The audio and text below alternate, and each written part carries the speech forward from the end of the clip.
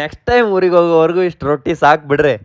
ನಮ್ಮ ಹಳ್ಳಿ ಒಳಗಿದ್ದಾಗ ಮಾತಾಡ್ಲಕ್ ಜನರ ಸಮಸ್ಯೆ ಏನ್ ಕಡಿಮೆ ಇಲ್ಲ ನೋಡ್ರಿ. ಒಬ್ರಿಲ್ಲ ಅಂದ್ರ 100 ಮಂದಿನ ಇರ್ತಾರ. ಬಟ್ ಇಲ್ಲಿ ರೂಮಲ್ಲಿ ಒಬ್ನೇ ಇರೋ ನನಗ ಬೋರ್ ಆಗ್ದಂಗ ಆರಾಮಾಗಿ ಇರ್ತೀನಪ್ಪ ಅಂತಂದ್ರ ಅದ ಕಾರಣ ನಮ್ಮ ಹುಲಿ ರೀ. ಅವನೇ ನನಗ್ ಫ್ರೆಂಡು, ಅವನೇ ನನಗ್ ರೂಮ್ಮೇಟ್, ಒಂಥರ ಫುಲ್ ನನಗ್ ಬೆಸ್ಟ್ ಫ್ರೆಂಡ್ ಇದ್ದಂಗ ನೋಡ್ರಿ. ಅವನಿಗೆ ಬೋರ್ ಆಯ್ತಪ್ಪ ಅಂತಂದ್ರ ನನ್ ರೂಮಿಗೆ ಬಂದು ನನಗ್ ತಲಿ ತಿಂತಾ ಇರ್ತಾನ. ನಮಗೂ ಮಾತಾಡ್ಲಕ್ ಅಂತೇಳಿ ಯಾರಿಲ್ಲ, ಅದಕ್ಕೆ ಅವನ ಜೊತೆನೆ ಮಾತಾಡ್ಕೊಂಡು ಆರಾಮಾಗಿ ಇರ್ತೀವಿ. ಇಲ್ಲಿ ಇನ್ನೊಂದ್ ಬೆಸ್ಟ್ ವಿಚಾರ ನಮ್ಮ ಹುಲಿದ್ ನನಗೆ ಏನ್ ಇಷ್ಟ ಆಗ್ತದಪ್ಪ ಅಂತಂದ್ರ ನಾ ಎಷ್ಟ್ ಬಿ ಲೇಟ್ ಮಾಡಿ ಆಫೀಸ್ ನಿಂತ ರೂಮಿಗೆ ಹೋಗ್ಲ್ರಿ, ಸಂಗಮೇಶ್ ಭಯ್ಯ ಲೇಟ್ ಆಗ ಅಂದ್ಬಿಡ್ತಾನ. ಆಫೀಸಿಗೆ ಹೋಗೋ ಮತ್ತಿಗೆ ಬಾಯ್ ಭಯ್ಯ ಅಂದ್ಬಿಡ್ತಾನ. ಏನ್ ಇರ್ಲಿ ಬಿಡ್ರಿ ಲೈಫ್ನಾಗ. ಮನಿ ನಿಂತ ಹೊರಗೆ ಹೋಗುವಾಗ ಮನಿಗ್ ಬರುವಾಗ ಹಾಯ್ ಬಾಯ್ ಅಂತ ಹೇಳಕ್ ಒಬ್ರು ಇದ್ರಪ್ಪ ಅಂತಂದ್ರ ಸಾಕ್ ಅನ್ಸ್ಬಿಡ್ತದ್ರಿ. ಐ ಥಿಂಕ್ ಆಫ್ಟರ್ 15 ಡೇಸ್ ಆದ್ಮೇಲೆ ಬ್ಯಾಕ್ ಟು ಶಕ್ತಿ ಪ್ರದರ್ಶನ ಮಾಡಕ್ ಬಂದಿನಿ. ಬಾಳ ದಿನ ಆಗಿದ್ಮೇಲೆ ಜಿಮ್ಮಿನ್ ಕಡೆ ಬಂದೇವಪ್ಪ ಅಂದ್ರೆ ಅದ್ರ ಕಷ್ಟ ಏನ್ ಅಂತೇಳಿ ಜಿಮ್ ಬಿಟ್ಟೋರಿಗೆ ಮಾತ್ರ ಗೊತ್ತ್ರಿ. ಒಂದು ಸೇಮ್ ವೇಟ್ ಲಿಫ್ಟ್ ಮಾಡಕ್ ಆಗಲ್ರಿ, ಮಸಲ್ಸ್ ರಿಕವರಿ ಆ ಕಳ್ಕೊಂಡಿ ಸ್ಟ್ರೆಂತ್ ಮತ್ ಗೇನ್ ಮಾಡ್ಬೇಕಪ್ಪ ಅಂತಂದ್ರೆ ಎಷ್ಟು ದಿನ ಆಗ್ತದೇನೋ. ಪೋಸ್ಟ್ ವರ್ಕೌಟ್ ಮೀಲಿಗೆ ರೊಟ್ಟಿ, ಶಕ್ತಿ ಸಾಂಬಾರ್, ಶೇಂಗಾ ದಿಂಡಿ. ನಮಸ್ಕಾರ ಎಲ್ಲ ದೊಡ್ಡ ಮಂದಿಗೆ.